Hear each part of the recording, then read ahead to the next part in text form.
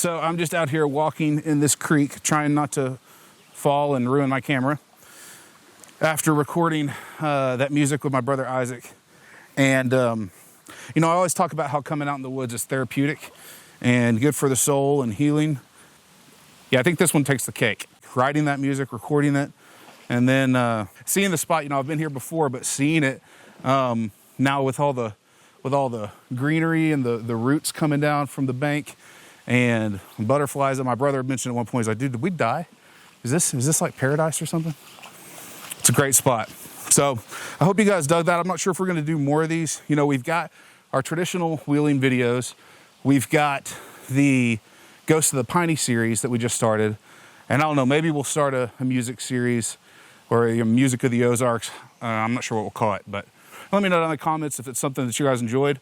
If it was weird, if you enjoyed it and it was weird, or if it just wasn't for you. Let us know, and that kind of help us dictate whether we make more of this kind of stuff. It's a lot of work bringing gear out and putting it all together, but sure is fun. Meet the musician. This is my little baby brother, teeny tiny infant, diaper wearing brother, definitely. Isaac, and he wrote and recorded that music. So I hope you guys dug it. It was fun. It was a blast. Music in the soul can be heard by the universe. While that quote came from the ancient Chinese philosopher Lao Tzu, it just as easily could have originated in these very hills. My brother and I come from a long line of singers and musicians. In fact, in my living room hangs the weathered remnants of my great-granddaddy Pogue's banjo. I have these sort of abstract memories of him playing it on his porch when we'd visit. I don't remember much. I was young, so it's mostly moments, colors, sounds, and smells, but a couple memories did stick. Things like the way he'd pop his dentures out to scare us, the lemon candies he always had ready to share, and the way he'd mumble sing while strumming his old banjo. Granddaddy Pogue fought in World War I. The horrible things he saw and experienced unfortunately followed him home, but it was this banjo that helped him find peace. Plucking strings and dead stares for hours on his porch was the therapy that allowed him to work through his PTSD and reacclimate to civilian life. It's funny how music can do that. There's a healing nature to it, something that's hard to explain medically, yet is still measurably effective. Hear me out. Modern medicine is crucial, and I'm not recommending anyone go and stop their meds and buy a banjo. I'm just saying that the parallels between being in nature and listening to music are fascinating. They both feel like luxuries and necessities at the same time. They both inspire and refresh the body, mind, and soul. Maybe that's what Tzu was getting at. Maybe music that comes from our hands and lips can find its way into our soul. And that harmony, that balance, is what can echo and reverberate across the universe.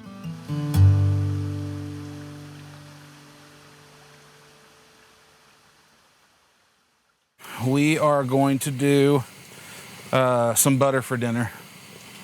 So I hope you like butter. That's my half right there. Can we just get this? Because I feel like this is like at least 50, maybe 60% of camping. I've posted videos before and guys have given me grief about cooking, and it only made me want to cook more. It's just one of God's great blessings. So here's what we're gonna do. I'm gonna turn this down a little bit. First thing we're gonna do is our steak. Marinated this in lime juice, olive oil. It's got salt and pepper. Can't remember, there's something else. Oh, we put garlic in it. Anyways, my wife helped me, so. Little flank steak.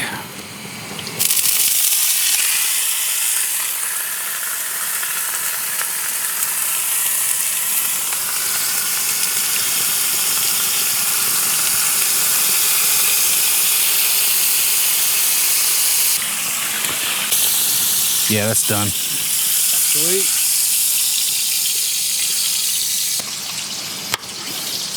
Dinner served.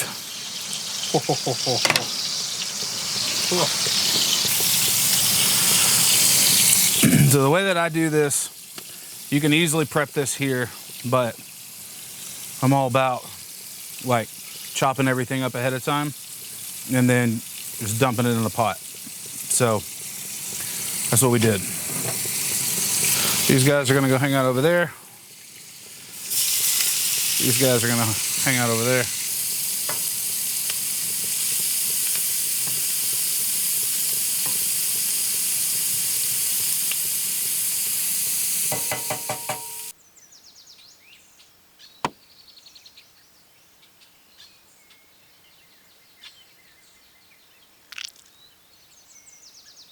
Moment of truth on the steak. I like to do steak nice and thin on tacos. The thing I love about this meal is in terms of prep, you're just pre-chopping the veggies, which you don't even necessarily have to do. Everything else, if you have a griddle, which we just got 2 and absolutely love them, contains all the mess, 1 pan. We're doing breakfast burritos in the same pan tomorrow. So it's not a difficult meal. Obviously everything's handheld, so no plates, or forks, or anything. Just need a knife, spatula, griddle, and some food. Hit it with that lime. And we're camping, so we're doing the twigs. I don't even care. The stems, whatever they're called. And then a little bit of avocado ranch. And dude, that is a camping meal. Some dirty hands. We doing this? Do it. All right. Well, you just keep filming and I'll eat.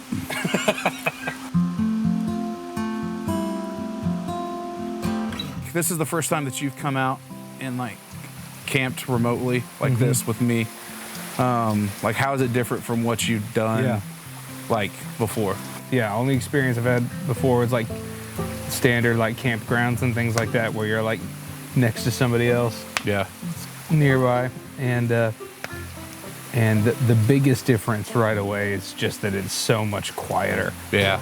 It just feels like you've disconnected and reconnected at the same time. Yep. What kind of got me into this and got me bit by this bug was I was just like you, like I'd camped a whole bunch in campgrounds. Obviously we'd done that growing up, and it's great to get outside and stuff, but at the same time, you know, you're right next to somebody and it's loud and crowded, and it just felt more peaceful and quiet at home.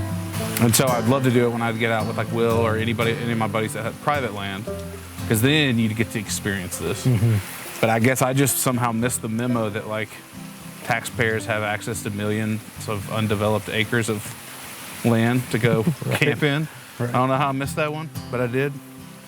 So discovering that was a game changer.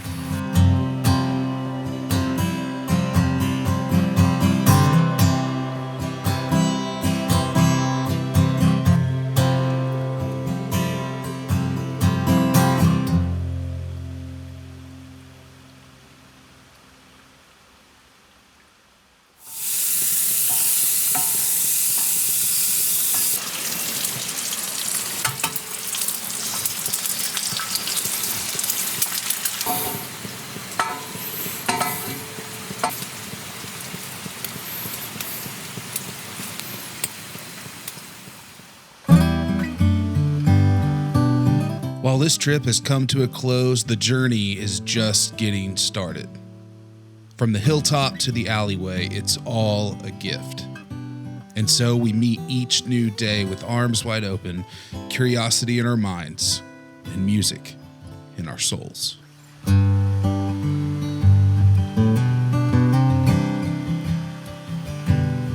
All right, guys, that's all for this one. Thanks so much for watching. The last time I was in this spot was in the Menacing Ascent video we did and First Flat in the Ozark. So I'll put those links over here.